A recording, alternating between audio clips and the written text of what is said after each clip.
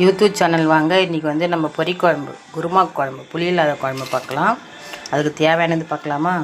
ஒரு பெரிய வெங்காயம், ஒரு தக்காளி, இதில் வந்து பட்டை, இலை, கிராம்பு, கருவேப்பிலை, இஞ்சி பூண்டு விழுது, கேரட்டு, உருளைக்கிழங்கு, முருங்கைக்காய் எடுத்து வச்சுருக்கேன். தேங்காய் வந்து அரைச்சி போடலாம். இதில் வந்து தண்ணியில் வந்து 2 ஸ்பூன் மிளகாத்தூள், உப்பு போட்டிருக்கேன். இதை வந்து நம்ம தாளிப்பு ஊற்றலாம். கடாயில் எண்ணெய் ஊற்றி அந்த பட்டை,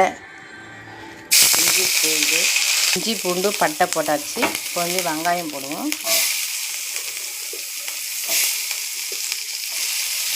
வெங்காயம் வதங்கிட்டோம். தக்காளி சேர்த்துக்குவோம்.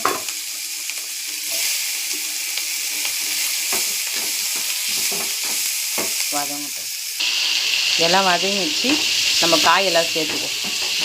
காயை சேர்த்து 2 வதக்கிட்டு நம்ம கரைச்சி வச்சுக்கிறோம் இல்லையா, மிளகாத்தூள் உப்பு போட்டு அதை வந்து இதில் சேர்த்துக்குவோம். இது வந்து நான் 4 பேருக்கு தான் வைக்கிறேன். உங்களுக்கு தேவைன்னா இன்னும் கொஞ்சம் அதிகமாக சேர்த்துக்கலாம். இப்போ இதில் வந்து நம்ம தேங்காய் அரைச்சி ஊற்றணும். கொதிக்கிட்டோம். உப்புலாம் பார்த்துக்கலாம். தேங்காய் அரைச்சி ஊற்றணும். தேங்காய் அரைக்கும் போது கொஞ்சம் லைட்டாக ஒரு 1/2 ஸ்பூன் பெருஞ்சீரகம் போட்டுக்கலாம். இது குழம்பு கொதிக்கிட்டோம்.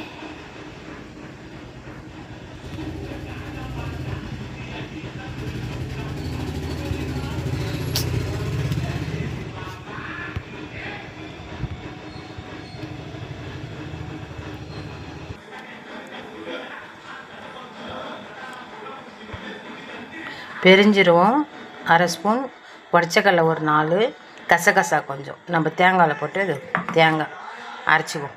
குழம்பு கொதிச்சோடனே அதை அரைச்சி ஊற்றிடும். பாருங்கள், கொதிக்குது பொரி குழம்பு. இதில் வந்து நம்ம தேங்காய் அரைச்சி வச்சுக்கிறோம் இல்லையா, அதை சேர்த்துருவோம்.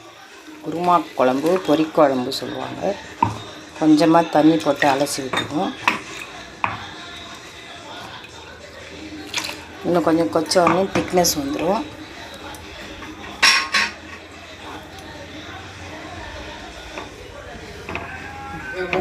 இப்படியே திக்னஸ் வந்துச்சு. இன்னும் கொஞ்சம் காய் வேகணும். வெந்தோடனே நம்ம இறக்கலாம். திக்னஸ் வந்துடும், இறக்கலாம்.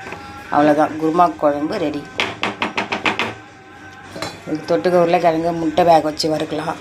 உருளைக்கிழங்கு வறுக்கலாம். குழம்பு கொதிக்கிட்டோம். காயெல்லாம் வேகட்டும். குழம்பு ரெடி ஆகிடுச்சு. காயெல்லாம் வெந்துடுது. நம்ம வந்து வேறு பாத்திரத்தில் மாற்றிக்க வேண்டியதான். குருமா குழம்பு ரெடி. சாதத்தில் ஊற்றி சாப்பிட்றது.